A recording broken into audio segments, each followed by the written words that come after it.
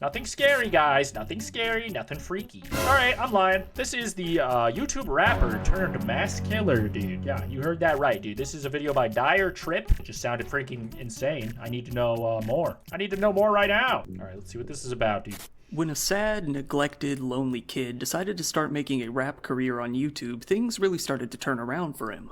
However, after his personal life began to go down the drain, he started moving in a much, much darker direction. This led to casualties, questions, and even conspiracies. Bro looked like the love child between Daniel Larson and Lil Peep. That's crazy. This led to casualties, questions, and even conspiracies.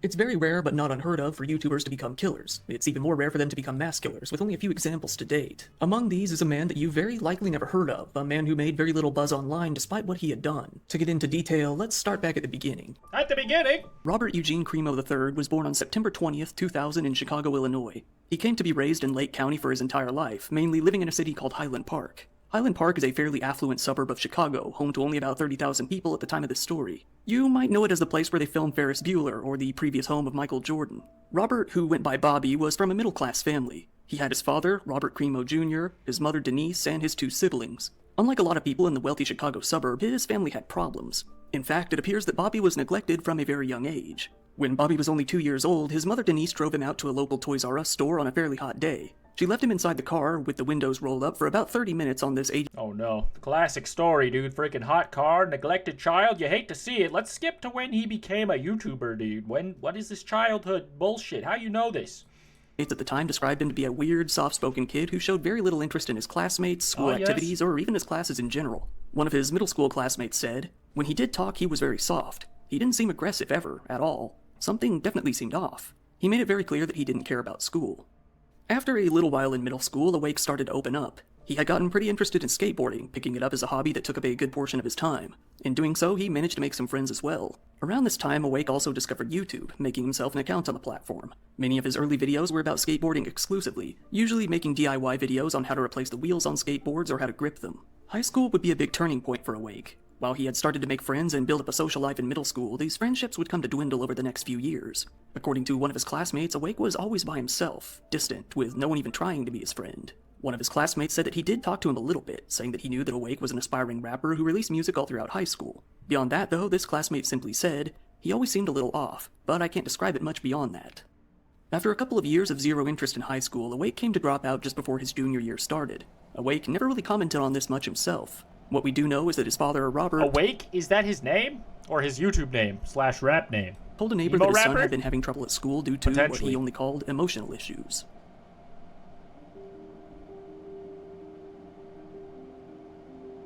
The stock footage is crazy. Now out of high school, Awake had to find some other path in life, and he decided to lean more heavily into his career as a rapper and his appearance as such. He really wanted to focus on the music, but in order to do so, he felt that he also had to look the part. He started getting tattoos all over his hands, arms, and even his face. In fact, he got the word Awake tattooed right above his eye. Oh, isn't that just a picture of Lil Xan? But I think it was. This is just the example of a rapper, I guess. Getting tattoos all... Yeah, that's definitely Lil Xan eating a giant bag of Skittles. But just an I don't know, there seems to be some, like, AI elements of this video. I'm just... over his hands, arms, making sure that I'm seeing the right things here. Tattooed right above his eye. He even drove a car with anime girl stickers in the windows and Pussymobile written across the back. Whoa! His neighbors also said that he began to ride an electric bike while playing heavy metal music around the neighborhood and at some nature preserves nearby. In January of 2016, Awake had his first run-in with the law, although it wasn't for anything extreme. He was charged with possession of tobacco, being that he was still 16 years old when he was caught with a lot of cigarettes on hand. Crazy. This didn't really seem to bother him too much in the end. If anything, it seems that he simply took it as evidence that his career as a rapper was right on track. Making a YouTube channel called Awake, he started posting more of his music. He also uploaded it to Spotify and Apple Music as well. When it came to his non-music related videos, he did still occasionally post videos of himself skateboarding along with some gaming videos and some graffiti speed painting. Awake really went viral for the first time in 2016. This was when he released a song called By the Pond, featuring an artist called Atlas. Riding on this high, he uploaded... Oh, I actually know who that is. Freaking, I've heard some of Atlas's songs, and I think that they're... music video as well for the song about a year after. The video ended up getting about 3 million views in total across all platforms before, for reasons unknown, Awake decided to delete the song entirely. However, this only added to his mystique. In 2017, Awake released his first full album titled Messages. What's going on here? Are we still woke? Bro is in an astronaut suit, dressed like a minion, geeking at the 7-Eleven. And in 2018, he released more of them, one being called Observer and the other being called The Future is Dope. He continued to collaborate with other artists as well, expanding his reach even further.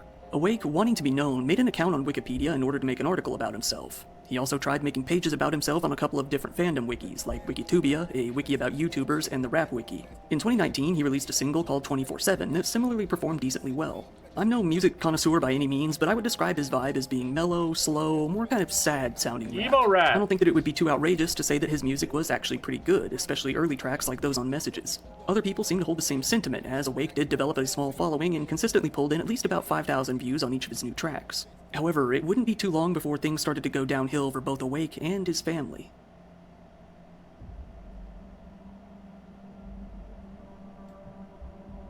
Panera! That very same year in 2019, his father Robert came to notice that he was in a very dire situation involving his finances. He told his friends that business was dwindling, that the cost of rent was only going up, and that his fees to the city for various reasons were becoming pretty daunting. So Robert came up with a very odd solution to fix all of this. He would just run for mayor. What? People were puzzled to see Robert running for the mayor of Highland Park in the first place. We need a rapper for mayor. Finally, dude. I've been saying this for years. He was up against a woman named Nancy Rotering, who was coincidentally Awake's old Cub Scout leader. Robert promised that he would make the city more friendly for local businesses. Oddly enough, though, he was never really seen campaigning. He never even received a single donation other than a $560 donation that he had given to himself. In the end, Nancy Rotering won over 72% of the vote, beating him and the other candidates in a landslide. With his bid to become the mayor now lost, Robert was forced to close down the deli.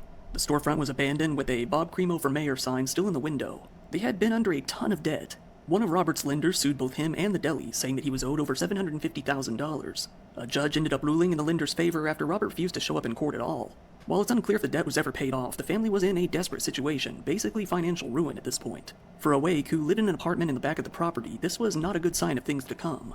Over time, Awake had become depressed. In April of 2019, he attempted to end his life. About a week later, he decided to contact the police, telling them that he had done so. It seems that, in this case, the Highland Park police came out to his home to perform... What's the statute of limitations on that? Little dark joke, but freaking a week later, that seems kind of random. To call the police on yourself? I'm assuming he was okay by then. Wellness check. It would only be a few months after that the police would be coming out to his home once again, but this time it would be to check on his family instead. A family member had called the police after Awake, brandishing a knife, threatened that he was going to, in his own words, kill everyone. Oh. When the police came out, his parents rushed to defend him, saying that the weapons belonged to Robert and that Awake hadn't actually threatened anyone after all. With that, it would have been very difficult for the police to arrest him. What they did do was seize 16 knives, a dagger, and a sword from the home. While they didn't charge Awake with anything, they did file a clear and present danger report. According to the Illinois government, this is a report one is to file when someone expresses clear intentions of violence to themselves or others. This is normally done in order to prevent people from obtaining a firearms owner's identification card to keep violent individuals from buying or owning firearms. The police came around to perform another wellness check later on. This is when Awake admitted to them that he was a depressed drug user. That year, Awake filmed a music video for one of his songs called Out of My Mind, a somber video that mainly shows him walking around the city of Highland Park in black and white. It was one of the first times, if not the first time, that the viewers got an extended look at Awake, simply walking around and being himself. Around this time, Awake seemingly started to become a pretty big fan of Donald Trump.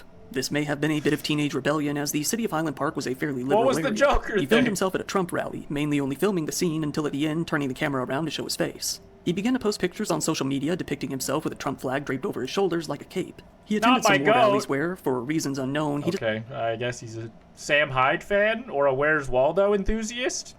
Seems more Sam Hyde inspired or coded, I suppose. Decided to cosplay as Waldo from the Where's Waldo books. Nope, it is From Waldo. Time to time, he would grow confrontational, albeit only verbally, with counter-protesters as well, in contrast to his usual quiet, mild nature. It's worth noting that this is a lost young man just looking for a place to fit in, okay?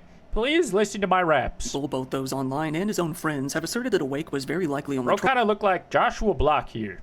Trolling with all the Trump content, emphasizing his goofy actions, such as wearing the Waldo costume to the rally. We're still in the dark as to how serious he actually was about it all, but he never did drop the topic. Awake began to use a logo for himself that strongly resembled the Suomen Sisu, a symbol used by a Finnish nationalist movement that has been at the center of a lot of controversy. It isn't known whether this was an intentional reference, whether he had made a similar symbol just because he thought the design was cool, or if it was a coincidence entirely. Again, there's really no way to know for sure. Awake would come to allude to his loneliness more and more within his music. By all accounts, it was apparent that he wanted a woman in his life. While working at a part-time job at Panera Bread, he came to Nothing wrong with that, dude. And that's a great place to find one. That's we love an employed king with a fruitful music career on the side. There's nothing wrong with that. What woman would scoff at that? He's doing well for himself, or trying to. I'm just trying to promote good behavior, and I will denounce bad behavior when I hear about it. I'm sure it's coming. Talked with the young woman his age, his coworker and neighbor. The two grew decently close as they worked. In the beginning, Awake would tell her that he wanted to open up a sandwich shop with his father. However, after he grew more infatuated with this girl, he changed his mind, saying, "No, I want to stay at Panera if you're working there. I want to stay with you." Not really realizing that Awake thought of her in that way, the girl shot him down, telling him she wasn't trying to give off the signals that he was picking up. She deleted his messages and stopped talking to him, later writing, "We didn't date, but he did like me. He did have interest in me. But my parents are strict and I don't date. So I told him no, but we can be friends."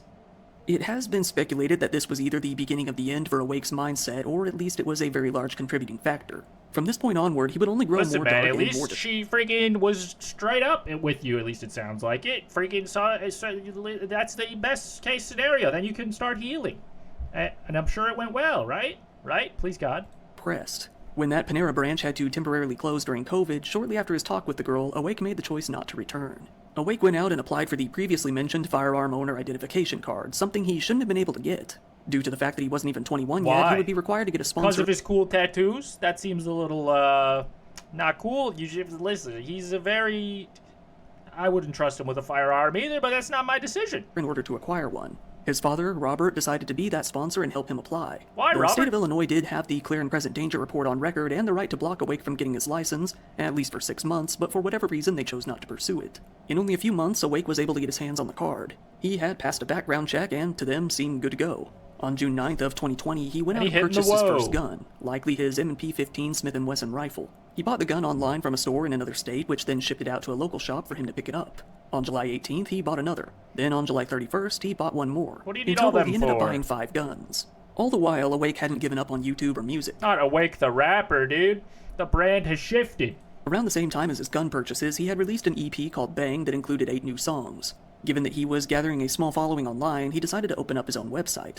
The website was pretty bare bones, only featuring his name, a join button, and a donation button. The join button would take users to Awake's own Discord server, called SS. On this server, he would mostly talk to his fans, sharing memes and links to his new music. As Awake began to grow more depressed, he also grew more interested in the dark side of the world. He made an account on a website called Documenting Reality, a private forum in which users document the more horrific side of life. It contains everything from videos of violence to death to even worse. Making an account under the name Awake47, he began to lurk on the forum very frequently, chiming in from time to time until he gradually grew to post more frequently. Awake began to more regularly post and comment on footage related have you ever got on 9gag? There's some dark humor memes on there! To shootings and other mass incidents of violence. When he turned 21 years old in 2021, he posted a happy birthday message to himself, which included some personal, identifiable information. According to an expert in the Q movement named Mike Rothschild, this is what Awake's online activity mainly consisted of. Quote, "The world Cremo lived in was pretty far off from Q. He was in a 4chan bubble of ironic Nazi and anime memes, fascist-inspired music, and mass shooter ideation that basically consumes nothing but irony and sadness." Another expert has theorized that Awake might have been trying to use all of this to boost his reputation as a rapper or just online in general, saying that people like him often do this to, quote, "I'm gonna be the, far-right Lil Peep. That's what the world needs, dude. No. That's not what the world needs, actually. We have Tom McDonald at home, please, God. Just stay where you are, politically speaking, Mr. Woke." Make themselves seem very intense and very violent to accumulate a certain amount of perverted clout among other people in the same online spaces.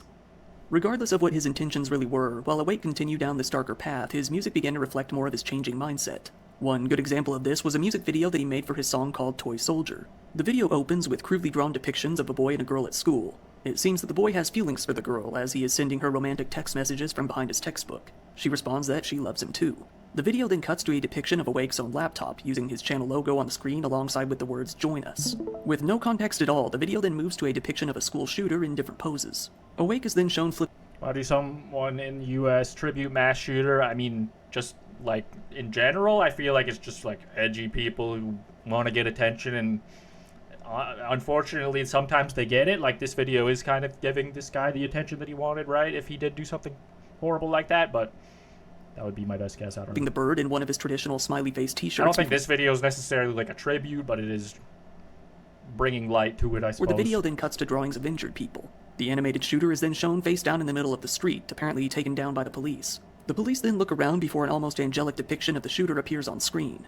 The video then cuts back to the shot of the boy and the girl from the beginning. Oh, brother! The song notably ends with the repeated line, "I'm in the dream, nothing's real. I just want to scream, fuck this world."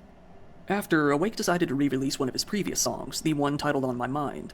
This time, the music video would present very different visuals than the previous iteration, starting off with Awake sitting in a classroom. He's shown sitting at the teacher's desk and standing around the lockers before he is then shown to be working on some kind of homework at his desk. The video continues to show Awake in different areas around the classroom as the vocals start to play. The video plays out like a normal music video for a while until he bends down from his desk to pull something out of his backpack. Then, as Rick Thomas laugh from Call of Duty Zombies, along with some of the background music of the game that plays when the player dies plays in the background, the scene quickly changes.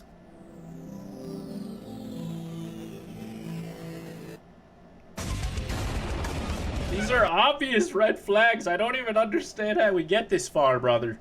Like, who is watching this? I don't think this guy's actually in school. He's probably graduated by this point, but I mean, obviously, I don't know. There's just so much to unpack.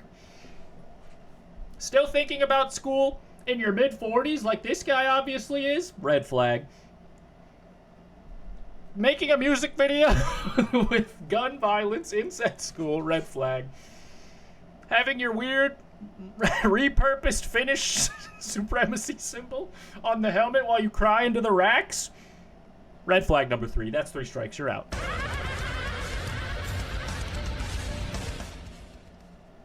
Awake is now standing in the middle of the room in some makeshift tactical gear, like a bicycle helmet. He has his channel logo on his hat as a strobe light lights up the room.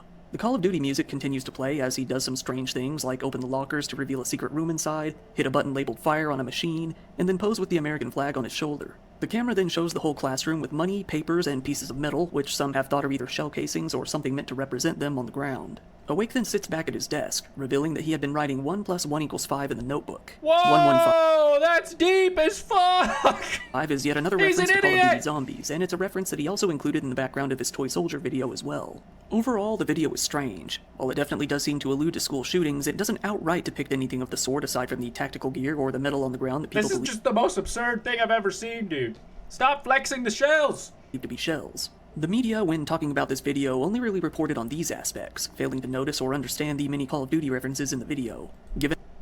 I don't think anyone gives a shit about the Call of Duty references in the video. I don't care what fucking zombie sound you made, or what gun sound you used when you reloaded. That's not the point. God, I think fucking I'm just getting annoyed watching this, but fucking it's probably important and noteworthy if he is gonna do something crazy later in the video, which I will now skip to a little farther. And think my actions will okay, yeah, more edgelord bullshit he was posting online. We are anonymous, brother. I get it. Laurel and St. John's Avenues, go south on St. John's, turn west on Central Avenue, and then go towards Sunset Woods Park. Awake in his disguise and carrying his rifle, made his way over to a building on Central Avenue, the Ross Cosmetics building. Knowing that there was that unsecured staircase leading up to the roof of the building, he felt this would be the perfect place to both hide and find a good vantage point to see the crowd. He climbed to the top of the building, feeling that he was now in the perfect sniper's nest. He lined up all the ammunition that he had brought with him, 3 30-round magazines. Now, there was nothing left to do but wait for what he felt would be the perfect timing. At 10:14 a.m., shortly after it had started, the parade made its way onto Central Avenue. As bands played while floats gently cruised down the street, nobody expected what was going on above. From the top of the building, Awake was preparing his gun to take the shot. With a large crowd of people right in front of him, he took aim and began to fire. Within the next couple of minutes, Awake proceeded to shoot at the crowd 83 times, reloading his gun twice in the process. People on the streets ran and flew into a panic as Awake rained down bullets from above. Screaming, crying, and running in all directions, the scene was described by witnesses as being absolute chaos. While at first, many people didn't know what the loud noises that they were hearing actually were, thinking that it was probably fireworks, but it became clear very quickly. One witness said, people started saying, "There's a shooter, there's a shooter, there's a shooter," so we just ran. We just ran. It's like mass chaos down there. Bro, sometimes I'll drop my own keys in the hallway and I'll think there's a shooter. And it's, you know, that's just the state of the country that I live in and that we live in. If you guys live here, God bless. Smash that like button. I love living. Streets were riddled Please don't with kill me. bodies. One of the attendees at the parade began to apply first aid to whoever they could on scene until the authorities arrived. People continued to take videos on their phone as the carnage played out. In total, Awake had struck 45 people with his gunfire. After that, law enforcement started making their way out onto the scene. Low on ammo and satisfied with the scope of the attack, he decided it was his time to leave. Using his disguise, he planned to blend in with the crowd, pretending to be an innocent young woman, a victim himself, and make a run for it. This was actually a complete success. Awake made his way out of the crowd very easily. His impression of a woman was so convincing. We never knew it was him. He's actually gotten away to this very day. Home shortly afterward, as all of his victims continued to bleed out in the streets. This guy's a piece of shit. While running, he dropped his rifle in the street. Getting back home, Awake made his way over to his mom's car, the one where he had stashed the other rifle. Ditching the disguise, he told his mom that he would need to borrow her car for a bit. Imagine needing to borrow your mom's car for a bit to do these atrocities. What's wrong with you, brother? Not knowing that anything was amiss, she told him that would be fine. Awake hopped into the vehicle and peeled out of the yard. He never intended to die in his attack. Instead, he fully planned on going on the run. More frighteningly, he wasn't done. He still wanted to carry out more attacks that day. With that, he left Highland Park. Back on Central Avenue, the scene was calming down as the panic began to turn into horror. 48 people were injured in the streets by either bullets or shrapnel. The injured ranged in ages from anywhere from 8 years old to almost 90. One of the victims was rendered paralyzed for life. Worse than that, 5 of the victims had died right there in the street. 2 more were rushed to the hospital as well, but unfortunately the doctors weren't able to save their lives. Those who died were Irina McCarthy, Kevin McCarthy, Jacqueline Sondheim, Catherine Goldstein, Stephen Strauss, Nicholas Toledo Zarzoga, and Eduardo Ovaldo. Many people still stood in the streets in complete shock, unsure of where to go or what to do. The streets were now littered with abandoned lawn chairs, picnic blankets, backpacks, and debris. They were left with the knowledge that not only did they not even know who had shot them, but that nobody had been caught, meaning their killer had gotten away. The police immediately put out an all-points bulletin about the incident. They warned anyone out there that their killer was still at large, armed, and extremely dangerous. Several cities nearby canceled their planned events too, worried that the shooter was on his way to target them as well. Yikes. They were right to feel that way. Over 100 different officers from several different agencies were brought on to respond to the shooting. They quickly found Awake's lost and forgotten rifle on the scene and were able to piece together what had likely happened. From nearby security camera footage, they were able to get a picture of him dressed in his disguise from earlier in the day. Awake was in his mother's car, heading far from the Chicago area and making his way towards Madison, Wisconsin. Still armed with the second rifle in his car, the Caltech Sub 2000, he debated on what he should do next. He still wanted to kill more people, but it had already taken him a lot of planning to carry out an escape from the first one. He really wanted to attack a similar parade taking place in Madison, but he ultimately decided against it. Not only were the police possibly on his trail already, Dude, this is the one time I'm glad Wisconsin is as big as and empty as it is, because fucking it probably kept this guy away that much longer. He had malicious intent, and we had cornfields that you gotta go through to get us. He didn't know the area very well and was very unprepared to carry out a similar attack there. Instead, he decided that he should hide, dropping his phone out of the car in the Middleton, Wisconsin area. He then turned the car around, heading back south. By now, the police back home had already put the pieces together and gotten a clear image of the car that they felt the shooter was likely using, a 2010 Honda Fit. The car was very visually unique as it had sustained a lot of damage to the trunk previously. Not knowing who was in on the attack, the police back home surrounded Awake's house, being that he was living in the apartment on his father's property. The police and the feds approached the home with rifles drawn. They closed off the roads heading up to the house, only allowing those on the case to enter. Given that Denise, Awake's mother, was staying in a different place by this point, her home was raided as well. She became irate after being confronted by the police. She's irate, she and Robert I can immediately tell! lawyered up for what was to come. A driver from Waukegan recognized the car on the highway heading towards Wadsworth. They called the police, letting them know where the shooter was and where he was heading. The North Chicago and Lake What up, Gravy Koala? Just chilling, watching some normal YouTube content, you know. Forest police came to confront Awake, driving near What about Lake you? Forest, Illinois. Awake attempted to make a break for it, but only carried out a brief chase before the police surrounded him. He was thrown out of the car and onto the ground, arrested on the spot. It was now 6:30 p.m., meaning that Awake had evaded the cops for about 8 hours after his attack. Now, he was finished. The police took Awake Finally put Awake to sleep. in for an interview in which he fully admitted to the attack. Throughout talking to the police, he admitted to a few things. For one, he said that he was only aiming at people from the waist up, shooting to kill. He was able to vividly remember the first target he shot. He described the scene of panic, saying that he watched people flee and run into each other, falling down to the ground in the You understand that's worse, right, son? You shouldn't say... Okay, we're writing that down, no problem. You're going away forever. process. He referred to the people as sleepwalkers and zombies. This ties into both his Bro, why does he look so evil? Holy shit. final video and possibly the previous Call of Duty references. While the city of Highland Park was left in chaos, so was the internet. Once pictures of Awake began to hit the news, it all quickly hit the fan. Right off the bat, it was widely reported that he was transgender, leading to a lot of hate online. This was more than likely not a case of intentional misinformation, given that Awake had deliberately disguised himself as a woman in order to fool people. This was all corrected pretty quickly when more information came to light. The same day as the shooting, 4chan was able to put it together that the shooter was none other than Awake the rapper on YouTube. They immediately started pulling his videos and images of him from social media, making memes out of them and degrading him. 4chan also raided his Discord channel, leading to it getting shut down at almost the same time that he was arrested. 4chan continued to spread a lot of memes about Awake, resulting in his ridicule all over the internet. He had posted on documenting reality so much that some of the users on the forum immediately recognized his face as it was appearing all over TV. They were pretty shocked, given that they had mostly thought of him as a fairly chill guy. One of them wrote, I always knew I that— would mostly just say nothing about him, because there's nothing notable about him. It's not really worth memeing. There's nothing that crazy. There's other shootings that happen, unfortunately, all the time, and this guy probably wanted attention and shouldn't get it. there was at least one murderer on the site, and I'm not convinced he's the only one. But Awake? Wow. Now that Awake was in police custody, the people around town were left with nothing to do but pick up the pieces. It wasn't too long before a lot of people who used to know Awake came to tell their stories of him.